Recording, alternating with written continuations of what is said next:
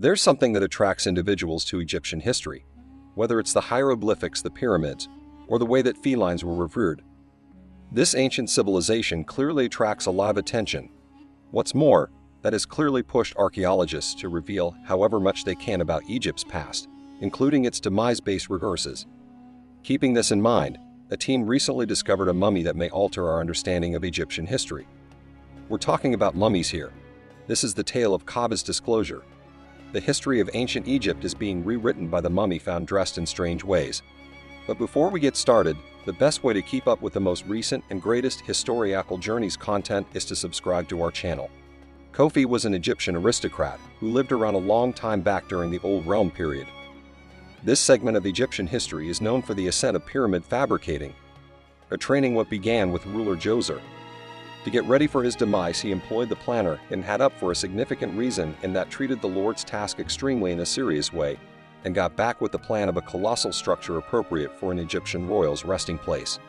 What the modeler didn't understand, however, was what huge Amin for his work would proceed to have on the Lord's orders him had a plan the step pyramid at Saqqara. Aftergan had Obstep pyramid Egypt's administering class needed more funerary landmarks, so creators and developers got going. This prompted, in addition to other things, the making of the incomparable pyramid at Giza. A Greek history specialist by the name of Heraclitus accepted the development probably required close to 20 years and crafted by exactly 100,000 people. During this season of building lovely graves for their rulers, the Old Realm became spotted with pyramids. This included a whole compound outside of Cairo called the Saqqara Necropolis. Code was buried within this complex. Ceramics and specially painted wall designs lined his tomb. These period glyphs made sense of that Code was covered in the 5th tradition. This implies he might have potentially been connected with that time's pharaoh who was called Jedko Assesi. Pictures painted in colors related with eminence and the state of Cohen's burial place are significant proof of this possible relationship. J. Edgar ruled Egypt as the 5th dynasty's 8th king. The explanation history specialists know about him and other antiquated nonentities is a result of the Turin Ordinance. This papyrus incorporates insights regarding each lord time and power. The recorders even had the length of their standard inclined to the day. The visit and ordinance is feeling the loss of a few data since it's a particularly old record and not doing so great, yet the subtleties that remain are fundamental for students of history concentrating on Egyptian history. From this source we know Lord Jedko governed Egypt subsequent to ruler man call her. He was in power for somewhere in the range of 28 and 40 years. Scientists don't make some careful memories range because of disparities in other Egyptian record-keeping curios. Even though J. Edgar isn't one of the more well-known kings, he left his mark on the area. He stood out because he was interested in the god Osiris. At that point, lords were revering Ra had control over any remaining gods and was related with the sun. On the other hand, Osiris was frequently associated with death. Osiris made an appeal to King J. Edgar. The king was supposed to oversee the construction of a temple for Ra, but he wasn't interested in honoring the sun god and had a different idea. He was believed to be in charge of the processes of life in the underworld, such as crop growth and flooding. Rather than Ra's sacrosanct site, J. Edgar requested another pyramid for him. In Saqqara, the end result was new for J. Edgar, which means English as Amazing J. At the point when the group concentrated on Kohai, however, they understood this long. No one knew that these methods of modification were much older. Calories and linen packages contained the evidence. It's phenomenal. Chrome stated that the 21st dynasty, 1,000 years after Cody's death, was the only time I had seen such a large quantity of high-quality linen. Obviously, Egyptian coroners developed top-notch amplification before them. Covid's body was preserved with tree sap resin, which worked exceptionally well for embalming, like mummies from a later era. Then at that point, his tar canvas skin was enveloped by the extravagant material wrappings that invigorated ECTRMS group. However, even after examining the Khaba's corpse, the researchers were not entirely confident in confirming their findings. The grave might have initially had a place with Khob, yet his body might have been supplanted with that of an alternate aristocrat. Vikram stated, "I remain hesitant until we can conduct carbon-14 dating," expressing this skepticism. Assuming this is without a doubt the mummy of Kola, this will genuinely be a special revelation that decisively moves how we might interpret the historical backdrop of the Old Realm. The mummy's carbon-14 dating ought to require around a half year to wrap up. Assuming that the outcomes demonstrate that the preserved body in the burial chamber really is dependably, it would be a huge find for the archaeologists. This would not only reconfirm the advanced mummification age, but also alter the prior understanding of early Egyptian trading.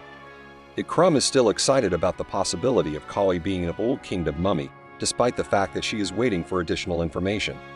She said this would totally turn how we might interpret the development of embalmment on its head. The materials utilized, their starting points, and the shipping lanes related with them will emphatically influence how we might interpret Old Realm Egypt. However, Khaba and her team should exercise caution when disturbing ancient Egyptian burial grounds because they do not want to relive the events that occurred when archaeologists opened King Tut's tomb in the 1920s. A mummy's curse was unleashed by the act, which resulted in the deaths of several researchers associated with the discovery. As a result, no one dared open a mysterious locked chest that was later discovered in the tomb, at least for a while. However, curiosity is a potent quality. Also, at last, two scientists could never again fight the temptation to open the chest and uncover its old items to the world. The world was eager to discover what lay inside, but only a few people would be able to actually touch the chest. This duo was about to make history, but did they realize they would also be bringing another curse upon Egypt? This made a riddle. How would the team show the world what was going on? Bethany Hughes, a historian and TV host of Egypt's Great Treasures, suggested filming the careful opening of this mysterious chest. Along with other experts who were preparing the chest for a museum exhibition at the brand new Egypt Museum in Cairo, Hughes had been observing the chest for her show. The chest looked like a simple box to the average person, even though it was 3,500 years old. However, closer inspection revealed that it was far from simple. Hughes utilized her insight into the past to underline the one-of-a-kind foundation of the unopened box.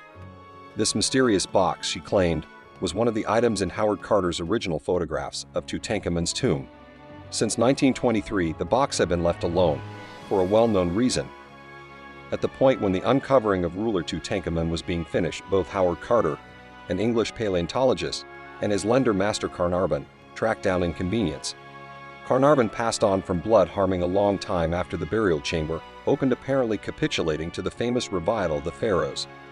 Fearing that a new curse might be unleashed, the mysterious chest remained unopened ever since. Further passings and diseases helped fuel the authenticity of the revival. Yet, as the current specialists cautiously prepped Lord Tut's chamber for an exhibition hall show, they weren't contemplating it. They thought that the luck chest probably wasn't cursed at all, because the artifact hadn't belonged to King Tut. They talked about this momentarily, and Dr. Zaidan was in with no reservations for it. The cameras were completely prepared. This was a secret 3,500 years really taking shape, before it would show up at the excellent Egypt exhibition hall. Bethany Hughes got a rare sneak peek at Egypt's great treasures for the audience. Could there be fashion objects from thousands of years ago that have been preserved inside? The lid of the chest was raised under the watchful eye of the doctors and the views. Emotional music would later be added to the finished product of the television program, in addition to some close-ups on the essences of the specialists close by to truly extend the uncover. In the genuine room itself, notwithstanding, everyone was quiet holding up inside. The greatest astonishment was that there was nothing after all the time since it was abandoned in Lord Tut's chamber, and imagine behind the scenes of the photo by Howard Carter. The Anka cinnamon chest was empty, but he wasn't done yet. She inclined it and brought with her the fragrance that drifted out from the chest to smell from a long time back. You can smell the wood and the tar. It is vacant. However, you can smell the set of experiences emerging from it. She commented. She and Dr. Zaidan had left a mark on the world, and in their fervor they had overlooked the revival. All things being equal, they were pondering how television crowds would delight in the uncommon sight. The unrivaled ancient rarity of Anka cinnamon had been uncovered. Certainly, no private assets were found. However, the actual piece was as yet significant. The timing was great as well. With COVID-19 still affecting traveling museums, it would get audiences excited for an upcoming mummy exhibition. Traveling museums needed to think outside the box for ways to revive global interest. Cairo, Egypt, the service of the travel industry, and ancient pieces had something at their disposal. Everything planned to work out as expected, or so they thought. The thought was to do a broadcast mummy march. 22 ancient royal mummies would be transported to the National Museum of Egyptian Civilization in a lavish multi-million-dollar event fit for a pharaoh. Even the roads had been repaved to ensure a gentle and smooth path for the procession. The pharaoh's brilliant procession was loaded up with high security and celebrated as an open-air occasion, as coronavirus limitations released along the course. Lord Ramses, the subsequent sovereign, had Shepset, and different aristocrats were respected by entertainers, a symphony, and a 21-weapon salute. That is all for today. I hope you enjoyed the video. Thanks for watching. See you in the next video.